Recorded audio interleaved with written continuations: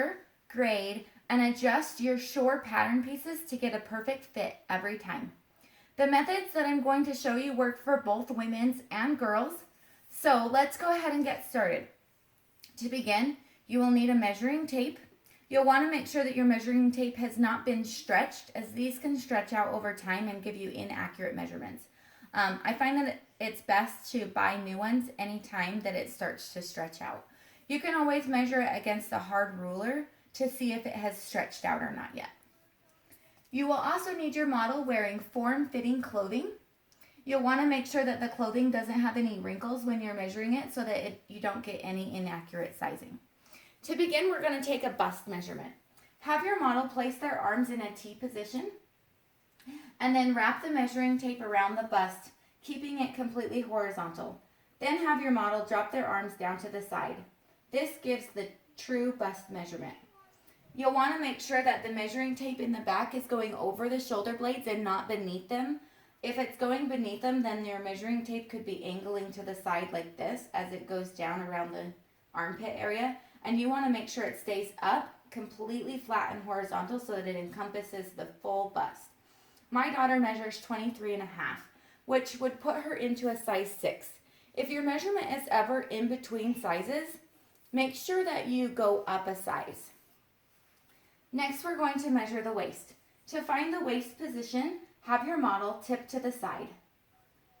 See this crease here in her side? This is the center of the bend, and this is where her true waist is. Go ahead and tip to the other side. And then you can find the true waist on the other side. Now that we have the true waist, have them stand up nice and tall with their arms down. And make sure that they relax when you take this measurement. If they are breathing in deep or pushing out their bellies, this measurement will not be accurate. My daughter measures 21.5, which puts her into a size 3. Next, we're going to measure the hips. For the hip measurement, you want to go around the biggest part. If your child wears a diaper or a swim diaper, make sure to measure this with them wearing that piece of clothing. She measures into a size 7 for hip. When you're measuring the hip, make sure you go over the biggest part of the buttocks. Next, we are going to do the girth. Have them stand with their feet shoulder width apart, and then place the measuring tape between the legs. We're going to pull the measuring tape up from between the legs and over the shoulder.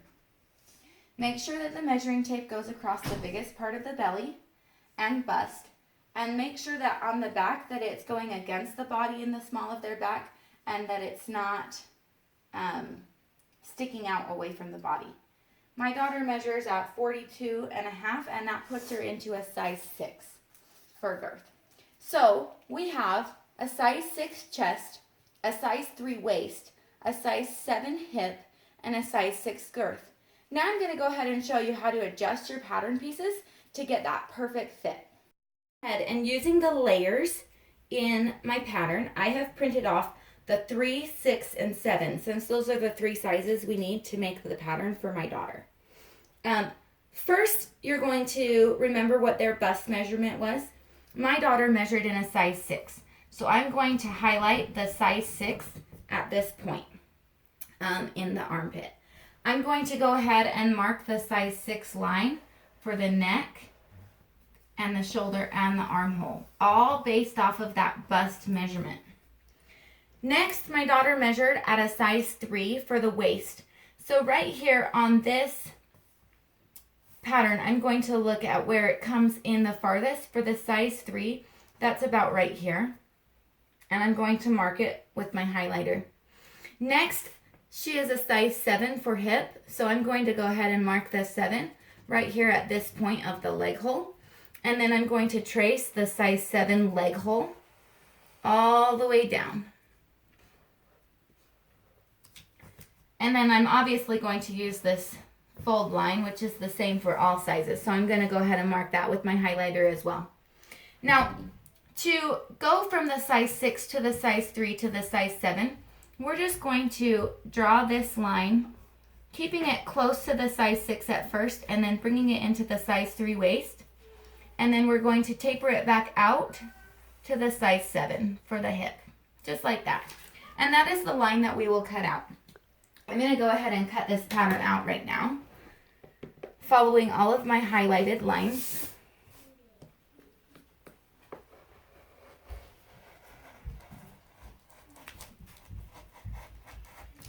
By following the armhole of the bust size and the leg hole of the hip size, you're making sure that you're getting the correct size arm or leg for the size that your child or model is, depending on whether you're making women's or girls.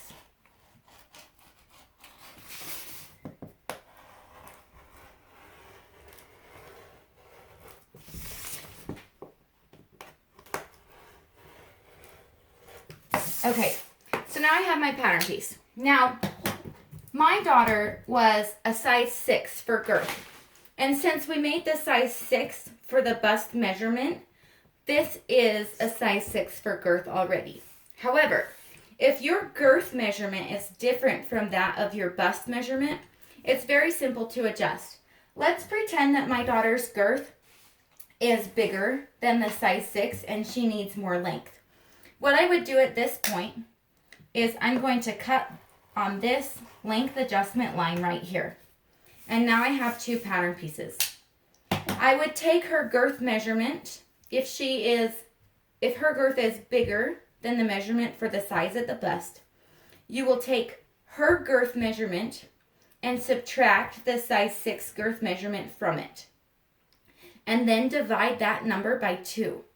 And that is how far apart you will move these pieces to add girth. And then you would put another piece of paper underneath them and tape them back together, and that would be your new pattern piece. Just make sure to smooth this line right here. If you have to adjust the girth by more than 1/2 of an inch, it is recommended that you also add girth to the leg hole and to the armhole so that your body fits appropriately. If your girth is smaller than the bust size, it's a very similar process. You will take the bust's girth size and subtract your model's girth size and then divide that number by 2. That is how many inches you will overlap the pattern pieces, like so. Once you've overlapped them, just go ahead and trim this so that it creates a smooth line. And that's how you adjust your shore pattern pieces to get a perfect fit every single time. Hi, thanks for watching. Make sure you subscribe.